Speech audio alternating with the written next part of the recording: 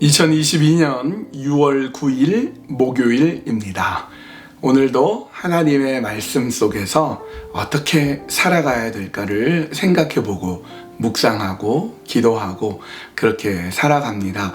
오늘 또 한 절 말씀을 묵상하고 생각해보고 하루를 그렇게 하나님과 함께 동행하셨으면 좋겠습니다. 오늘 우리가 함께 묵상할 말씀은 야고보서 5장 11절 말씀입니다.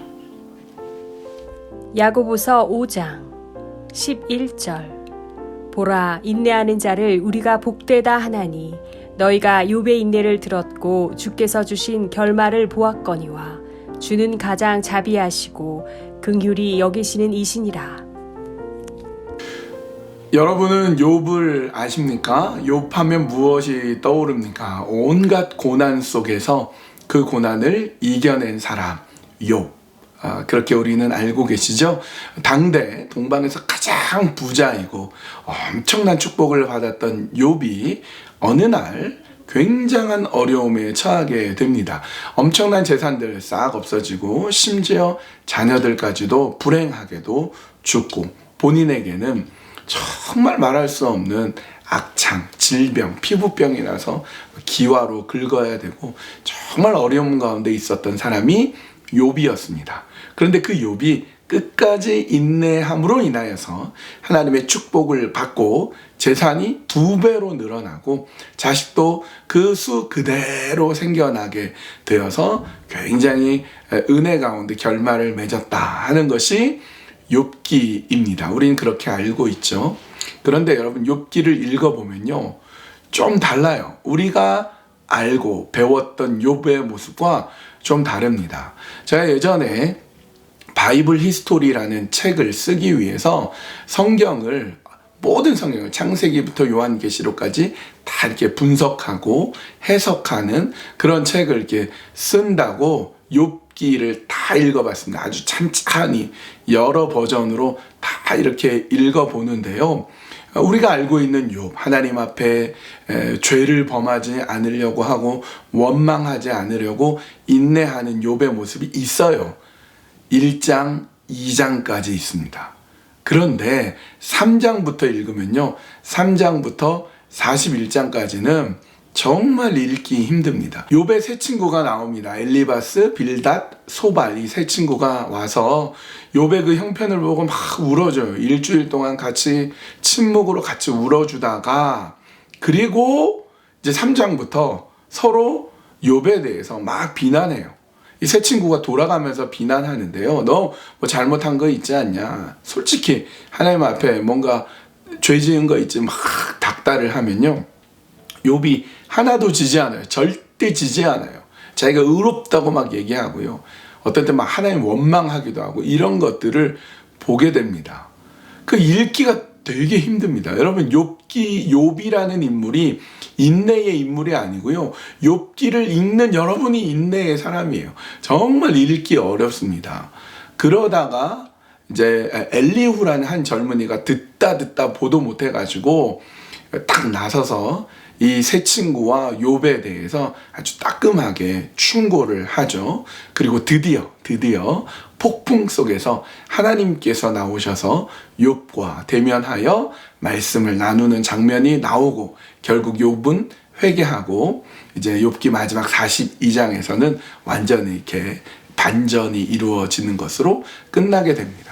욥은 참 읽기 어려운 성경이 욥기이고요. 그래서 목사님들도 설교하기가 어려워서 욥기 1장, 2장, 그 다음에 42장 그 정도 설교하고 중간중간의 것은 참 어렵습니다. 그리고 실망하게 돼요. 욥에 대해서 실망하게 돼요. 그런데 오늘 본문에 보니까 야고보는 욥의 인내를 배우라고 욥의 인내에 대해서 되게 높이 평가합니다. 우리 11절, 보라, 인내하는 자를 우리가 복되다 하나니 너희가 욥의 인내를 들었고 주께서 주신 결말을 보았거니와 주는 가장 자비하시고 긍휼히 여기시는 이시니라. 여러분, 야고보도 알았겠죠. 야고보가 욥의 이런 한계, 욥의 원망, 욥의 한치도 지지 않으려는 모습 왜 몰랐겠습니까? 알았을 거예요. 근데도 욥의 인내에 대해서 들었고 욥의 인내에 대해서 되게 긍정적으로 얘기하는 것을 보게 됩니다. 왜 그럴까요? 우선 보통 평범한 사람들에 비해서 저 같은 사람, 우리와 같은 사람에 비해서 욥은요, 그럼에도 불구하고 굉장한 인내의 사람이다 라는 것은 우리가 인정할 수밖에 없고, 그리고 본문에서 얘기하는 바 중요한 것, 그 욥이 인내할 수 있고 그렇게 그가 축복을 받을 수 있고 이런 이유가 결국은 하나님의 자비와 긍휼이라는 거예요.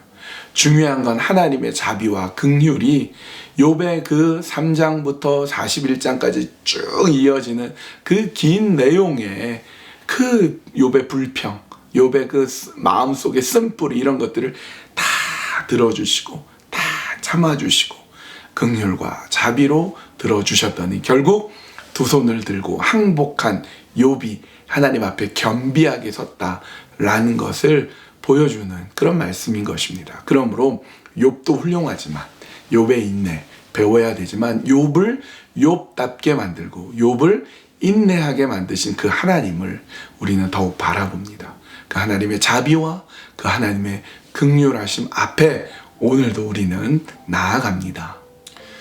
이 시간에 기도할 때 욥처럼 어려움이 다가오고 힘든 일들이 다가올 때 인내하게 하시고 무엇보다 욥을 욥답게 만들어 주신 하나님의 자비하심과 긍휼하심을 더욱 바라보는 자가 되게 하여 주시옵소서. 이렇게 기도했으면 좋겠고요. 오늘은 우리의 자녀를 위해서 기도했으면 좋겠습니다. 여러분 가까이 있는, 여러분이 지금 슬하에 있는 여러분 자녀가 있다면, 아직 어린 자녀, 학생이고 아직 자라고 있는 자녀가 있다면 하나님 우리 자녀들 지혜롭게 해주시고 학교에서나 어느 곳에서나 하나님께서 붙잡아 주시옵소서. 그렇게 자녀들을 위해서 기도해 주시고요. 장성한 자녀, 그래서 멀리 떨어져 있다면 하나님께서 지켜주시고 책임져 주시고 이끌어 주시옵소서. 그렇게 우리 자녀들을 위해서 이 시간 함께 기도하는 시간을 가졌으면 좋겠습니다. 우리 함께 이 두 가지 기도 제목 가지고 기도합시다.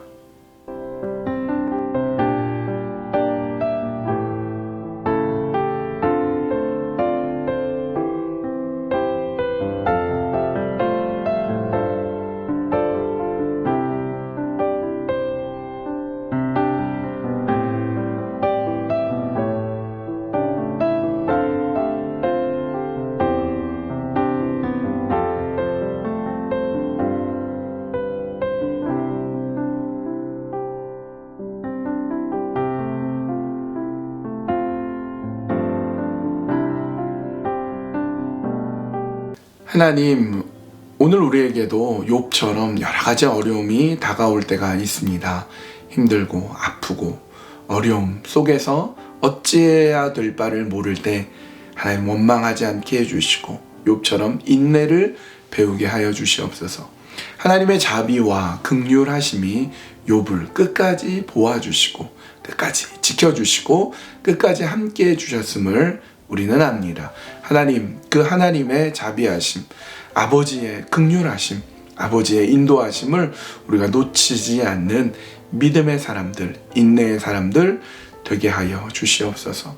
하나님, 우리 자녀들을 위해서 이 시간 기도합니다. 아직 어린 자녀들, 그 자녀들을 하나님께서 친히 키워 주시옵소서. 학교를 가고 또 직장을 가고 그렇게 우리 주변에 가까이 있는 자녀들 하나님께서 함께 해주시고 어느 곳에 있든지 지혜롭게 해주시고 주님 바라며 주님 의지하며 주님께서 인도하시는 그 길로 믿음으로 살아가는 자녀들로 삼아 주시옵소서. 하나님, 멀리 장성하여 결혼하였거나 혹은 직장으로 멀리 떨어져 있는 자녀들 있습니다. 어느 곳에 있든지 하나님 지켜주시고 하나님 책임져 주시고 인도하여 주시옵소서. 예수님의 이름으로 기도합니다. 아멘. 예, 우리 오늘도 하나님께서 허락하신 귀한 은혜, 사랑 붙들고 살아가셨으면 좋겠습니다. 우리도 하나님 앞에 어린 자녀일 뿐이지 않겠습니까? 않지 않습니까? 그렇게 어린 자녀와 같은 마음으로 아버지 붙들고 아버지 오늘도 나와 함께 해주세요. 욥처럼 잘 인내하고 참게 해주세요. 그렇게 기도하는 마음으로 오늘도 살아갑시다.